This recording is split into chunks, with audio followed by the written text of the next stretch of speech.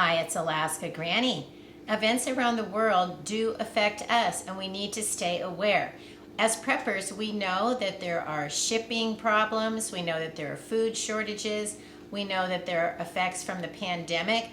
We also know that there is unrest, uncertainty, and a lot of strife within our own country.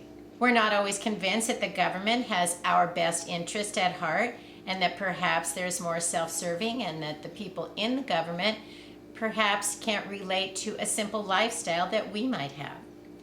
Well, one of the things that I do in my life is I subscribe to the New York Times. I look at it online because it helps me to have an idea of what's going on in our country. The life in New York City couldn't be any farther from what my life is in Alaska, but it helps me to understand what do other people in our country think and feel, and how do they interpret what's going on. It's important that we know what's going on all across our country in communities not just like ours, but that are completely different from ours. It's the only way we can really predict what could be coming in the future. Well, today when I looked at the New York Times, the headlines were all about what's going on in Lebanon, that they are in crisis and the world is not paying any attention. There are many reasons that there's problems in Lebanon. Most recently, they had a 15-year civil war that ended in the 1990s, and at that time, the country decided to tie its currency to the US dollars. The central banks of Lebanon promised that 1,507 Lebanese lira would be worth exactly $1, and that Lebanese banks would always exchange one for the other.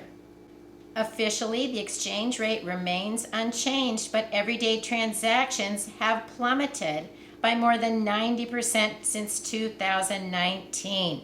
The annual rate of inflation within Lebanon has exceeded 100% just this year.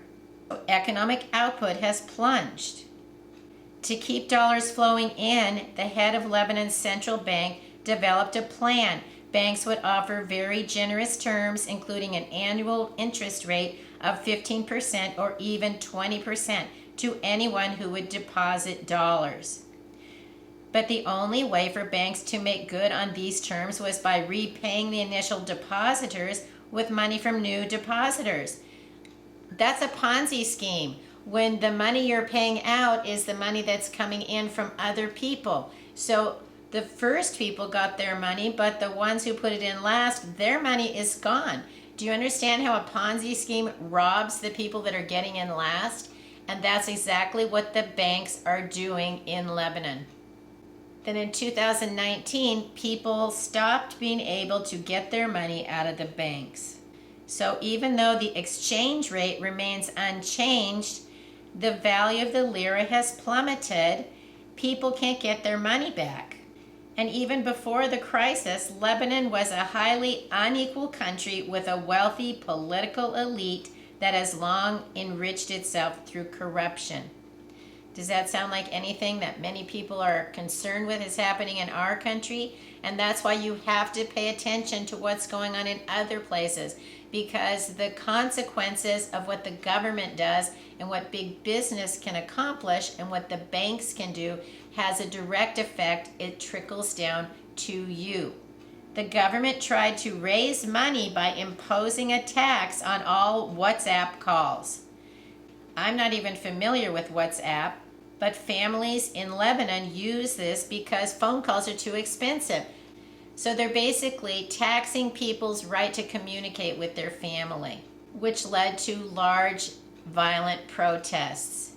Do you see any similarities to government making different kind of restrictions, new regulations, and people are unhappy and they're protesting in our country as well for all kinds of reasons in all over the place? There are many unhappy people also in the United States of America.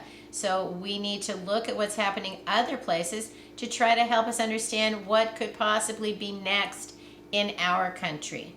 Next, the pandemic hurt Lebanon's already vulnerable economy. I think that's true all over the world, that the pandemic has harmed our economies, our rights to travel, to have tourism, to open businesses. There have been all kinds of shutdowns, limitations, And this is going on everywhere, not just in Lebanon.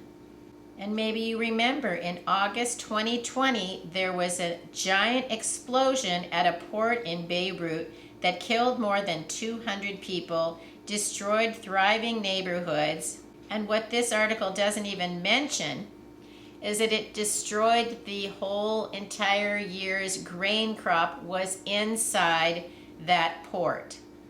So the explosion not only killed people, damaged hundreds of homes, but it also took out the basic food supply. So Lebanon formed a new government last month, headed by a billionaire. There's nothing wrong with being a billionaire and having the ability to grow a business, take the risk, make lots of money. But how many billionaires seem to relate to the everyday common person's actual struggles?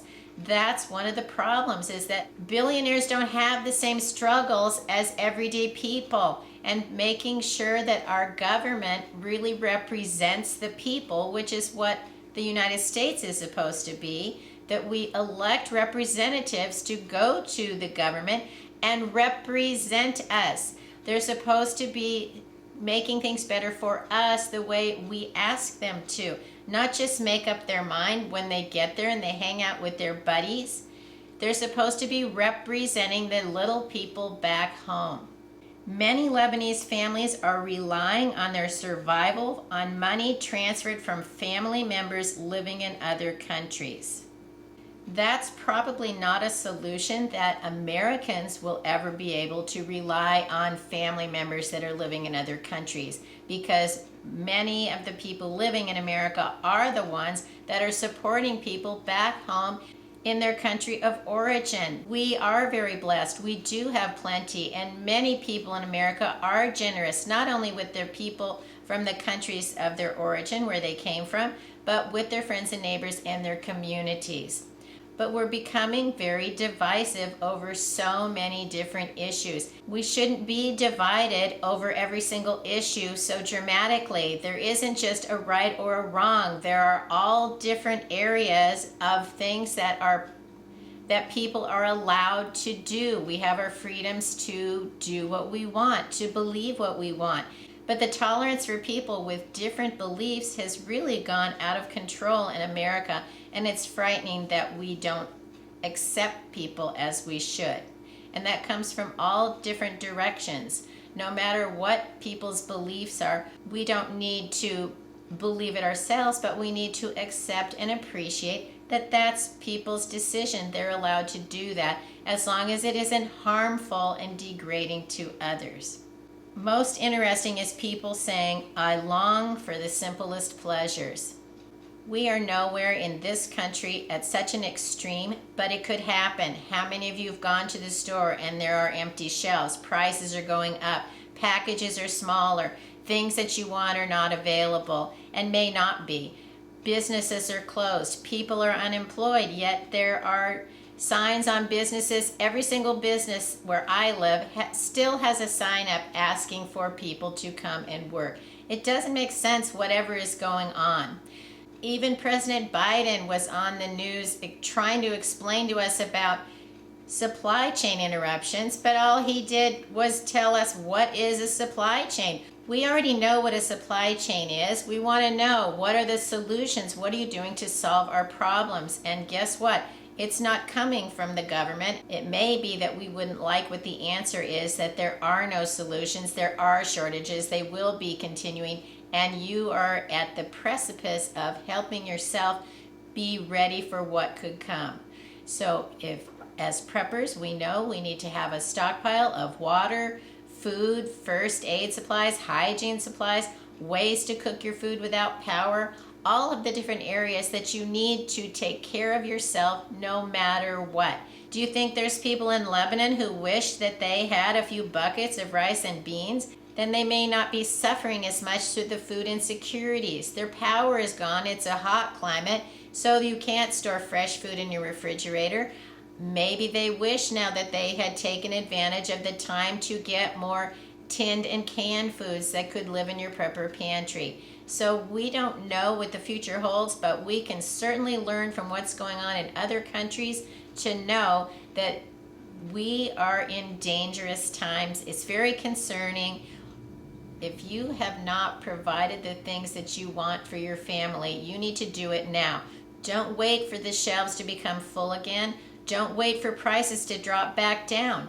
Don't tell yourself, well, I can't afford it, because if our inflation goes up 100% a year, it's going to be 100 times harder to get the things that you need. Don't make the mistake of saying, well, I think I'll be all right, it's going to be okay, because what if it isn't? And guess what?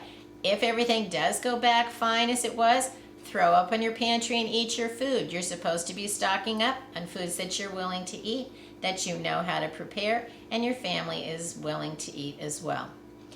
And that's the best we can do. We can prepare to keep our life going as smoothly as possible, and that's what prepping is. Lifestyle insurance, whether it's a catastrophic event that happens just to you, to your family, to your community, your state, your country, or the entire world. You want to be able to make the best of it so that you can have the life that you want as close as possible. So stock up while things are still available, because the future is uncertain and we want to have as many of the best days possible. That comes from being prepared. If you enjoyed my video, I hope you'll share it with someone else you think might like it. Please subscribe to the Alaska Granny channel.